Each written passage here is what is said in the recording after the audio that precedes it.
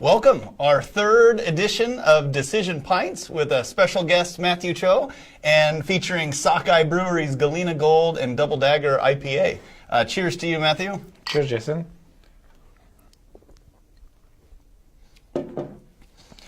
So you came to Boise, started a restaurant, started a bakery, started a nightclub, started a tech company, software platform. How did you get started? Well, I moved to Boise when I was 22 to open a little French cafe and bakery, which I did. It was 2002. And we served French food made from scratch daily, and with croissants and baguettes and all kinds of great breads for 12 years at the restaurant.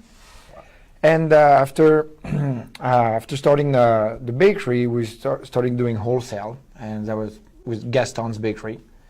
And that's where we've taken most of our energy, and product lines are in the wholesale baking now. Awesome. And it's really interesting because we would so love going to the restaurant and eating there, and then when we went to, I think it was Whole Foods after they opened, and we saw your bread was there, and then we found out that it's everywhere. It's in every good restaurant in Boise around the area, and now it's shipped all around the country. Huh? Yeah, that's what we do.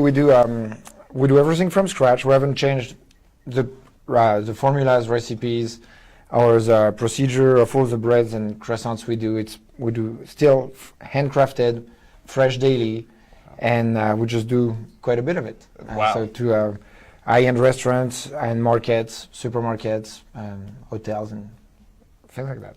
Wow. So at one point you decided, I'm going all in. This bakery is on the path upward. Tell us a little bit about that and how you were comfortable making the decision that I'm just going to grow this bakery and invest heavily into it. Well, what happened is the wholesale started after the restaurant, and we had the bakery in the basement of the restaurant. And eventually we outgrew that place. And once we outgrew the basement, we moved to a bigger warehouse where we could have more ovens and more space to bake and bigger bench and tables to shape breads and croissants. And once we had that done, then that really took a lot of my focus and my energy, and that's really what I wanted to do. And the restaurant was more, I had the restaurant for 12 years at that time, so we decided to finish the lease and on a really good note after 12 years of running a great little bistro downtown. Awesome. Yeah, I loved your commercials that were on the radio. It was your voice. And now the bakery has, over the last 2 years, I know you've really been consumed, traveling a lot, getting new customers all over the place, traveling to trade shows, and also making deliveries and working every job in the place. So tell us a little bit about your daily life in the bakery. Well, it varies a lot. So we use the bakery. That's the great thing about a bakery is we can use it at night. We use it 24 hours a day. We always have someone working there, 24/7, between baking, packing, delivering, and so we bake at night for everything that is sold fresh in Boise in the morning, and we use the bakery during the day with the same recipes, the same processes, with items that we freeze and sell to distributors, and those get distributed out of state. Wow. So. Wow. I mean, that's what we do. Just 24/7, ongoing all the time. That's great. And we love the baker. So glad that we can go and get Gaston's bread just about anywhere, or desserts. But you've also started a wine training application geared towards restaurant waitstaff, tipsforvino.com. So how did that come about? Well, that came about when we had the restaurant. And so I'm from Burgundy in France. Grew up in a restaurant. My family owned restaurants in France for many generations, and so eating and wine has always been part of our daily life. And when we moved here and started buying wine and working with staff, we always noticed that they didn't have the exposure to wine that we did back in France, so they needed more training than what we would know just from being around it. And we could not find a good place to get that training. So that's when we decided to start a little application.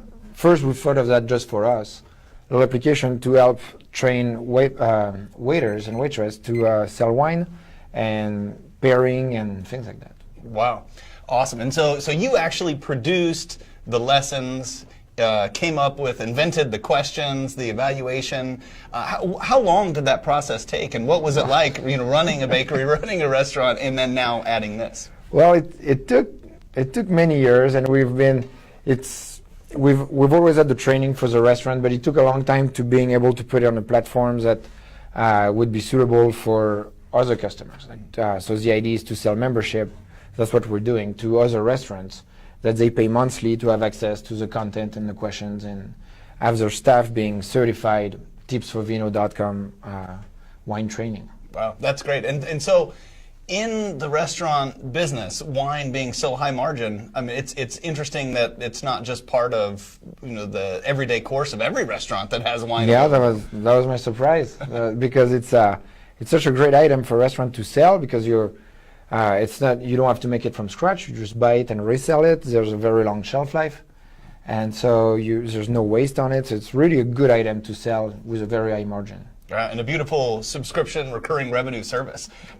Pretty exciting, and certainly glad that you did settle in Boise and do all the great things that you've done, and we appreciate you being here, and cheers to closing out the third episode of Decision Pints. Thanks, Jason. Thank you.